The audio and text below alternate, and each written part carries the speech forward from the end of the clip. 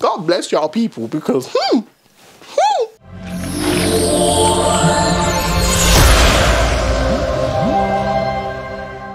So, Zach Young asks, how has COVID impacted you and your work? Stay well. Thank you. How has it impacted me? A lot. So, it's impacted me in a way that at the start of the very first lockdown, I guess the best way to explain it is I probably went through like a mini depression. Obviously I know what depression is like and I've been there before, but initially when it started I was there like, oh, what's this, like why am I feeling like this numb feeling all the time? Like I genuinely felt nothing, and that scared me. Kind of just existing at this point, and was like, I don't know what to do, I don't know how to react, I feel nothing. And like things would happen, like I think this was at the time where it was like literally every single day Boris Johnson was saying like the death rate is this, the death rate is that, da da da da da. And I was sat there just like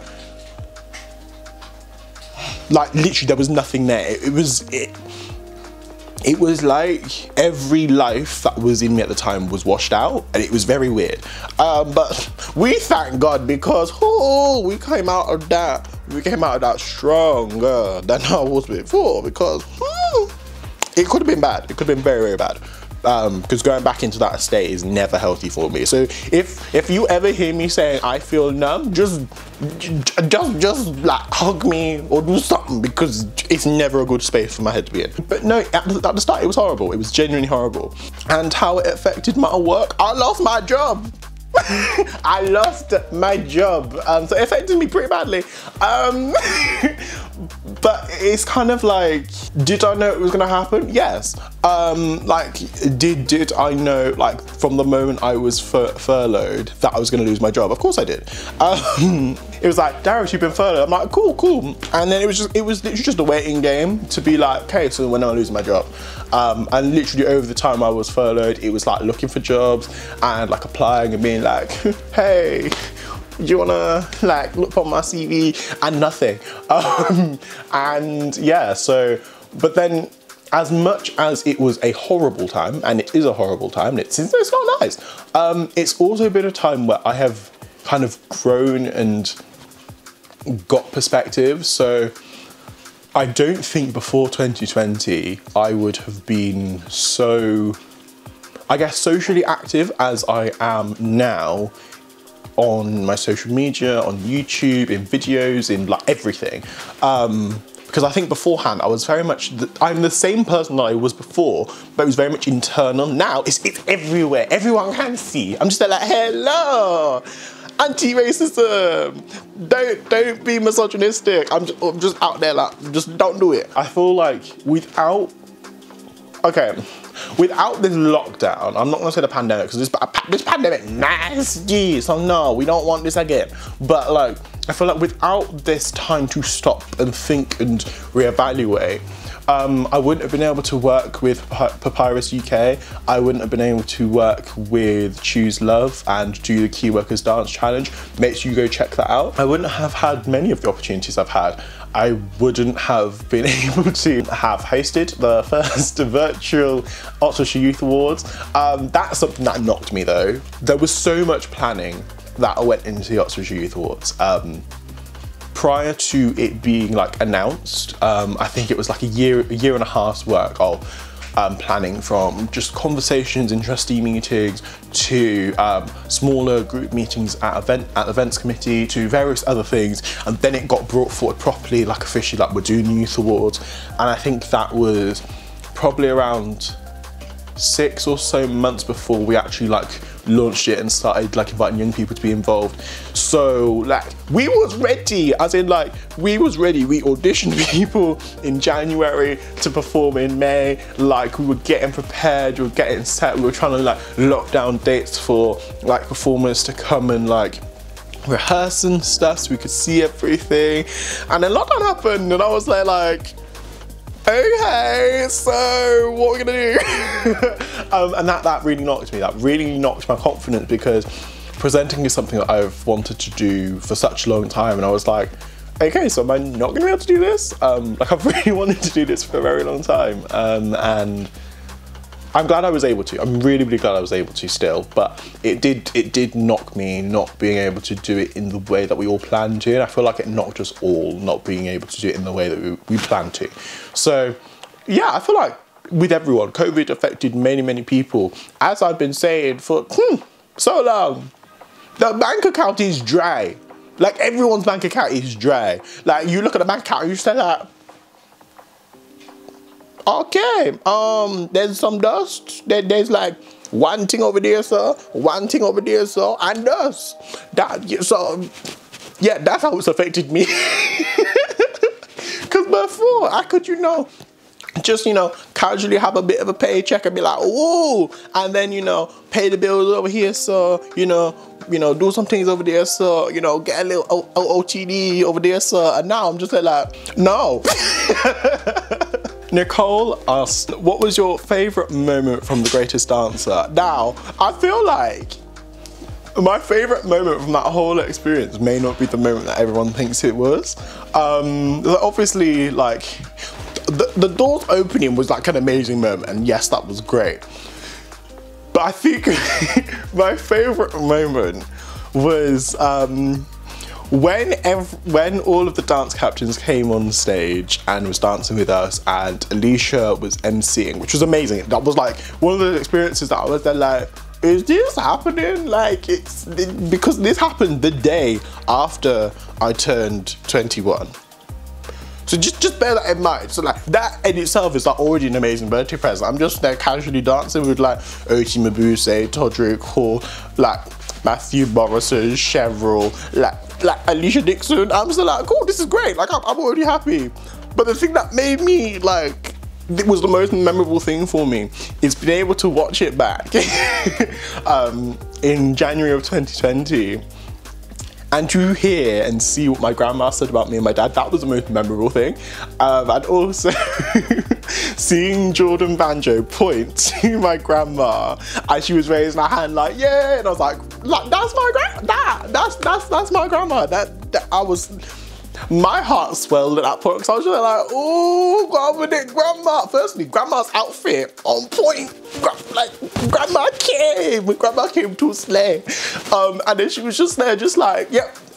It was like, even though I know this moment is about my son and my grandson, she was there like, no, it's about me. And I was there like, yes, grandma, yes, it's about you, because if it wasn't for you, we wouldn't be here. So yeah, no. I think that was probably like my favourite moment, just to see like what she said and just seeing her so happy. And we're down to the final two questions, and I mean, these questions, y'all didn't come to play with this one. Bushrod, an amazing artist, go check him out. He asked, top tips to beat self-doubt. I mean, I would love to be like, I've got loads of tips. It's something I struggle with every single day, but I would say positive affirmations, having them written down, having them memorized, having them on your phone, positive songs and things that you can have around you are really helpful. I guess like also having people around you who you know that can motivate you in the right way. I know that if I was to ask certain people to, I'm really struggling at this present moment, please can you just like say, like just help me with something. And there are certain people I know I can't go to. I know that they would say one of these three things. They'd say, just go and pray, which, don't get me wrong, I love prayer, I do, but when you're in a very low situation, someone tells you to just go and pray, it feels extremely dismissive. Or they'd say, just go read your Bible. Again, same thing. I get it, I love my Bible, I do, but feels very dismissive. Or they'll just say nothing, they'll just kind of look upon you and be like, what do you have to be like doubtful about? And it's like,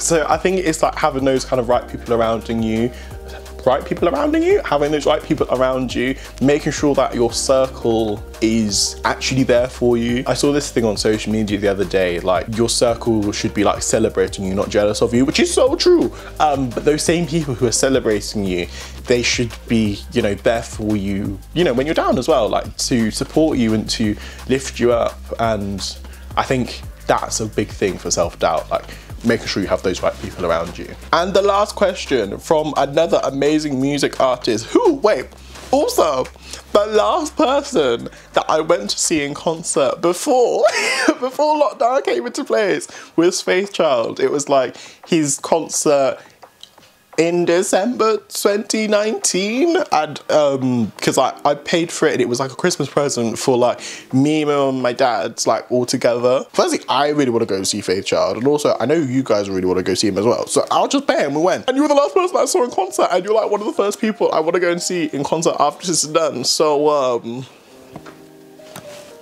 I'm ready when you are. So Faith Child, whenever you want to, you know, just put another concert, you know, obviously after you get married and everything. I get that, cool. But I'm there, I'm ready. He asked, what are your tips for beating imposter syndrome? Now, Faith Child, how are you gonna ask me a question like that? Best tips for beating imposter syndrome. I feel that all the time, every day. I genuinely feel like I shouldn't be in the positions that I'm in. But I think, again, similar with self-doubt, positive affirmations. Reminding yourself that you are worthy, like you are in that position for a reason. Like God has placed you there to do something, and you wouldn't be there if you didn't have a purpose being there. So I think it's like reminding yourself of your purpose and walking in your purpose. But I ain't gonna lie, it happens a lot, and I don't think there's any specific ways that I can be like, this is what you do to stop it from happening, because I haven't worked out yet.